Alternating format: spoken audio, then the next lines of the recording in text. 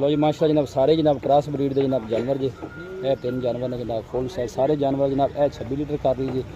ए 24 litre कर रही जी ए नाल वाली भी 26 लीटर कर रही भाई शायद इस तरह ही ना जी इस तरह ही इन्हां दो पीछे जनाब बच्चे जी जी पहले नंबर पर खड़ी है उनके पीछे जनाब बच्ची है भाई शायद किन्ने का पुट्ठा है थोड़ा मैं दसो हाँ क्योंकि शार्ट वीडियो जो वहाने में तो शार्ट की गल करो हाँ जी ये किन्ने का पुट्ठा तिना का की मुल जी हाँ पहले नंबर ये दस दिया कि बच्ची वाली किन्ने की जी 7,40,000 दी एक नंबर वाली ठीक है नाल दूजे नंबर दो नंबर वाली फाइनल 680 दी 680 दी ठीक है तीसरे नंबर वाली 7,30,000 दी ठीक हो गया मिल्क जेड़ा तुसीं दस्सिया है इहदा 26 लीटर दा नाल दी 24 दा उंदा भी 26 हां जी सेंटर वाली दा 22 लीटर है अच्छा 22 लीटर हां जी सेंटर वाली दा 22 लीटर है दूसरे नंबर दा ते बाकी आ दों दा इन्होंने 26 लीटर है लो जी इन्हां ने 26 लीटर जनाब हाले सूइयां में जनाब 3 4 दिन दी होंगी नाड़ू नाल है जी बच्चा राब्ता नंबर दसो 0306 85 32 614 साडा WhatsApp नंबर भी है कॉल नंबर भी लो जी भाई शायद जनाब राब्ता नंबर जी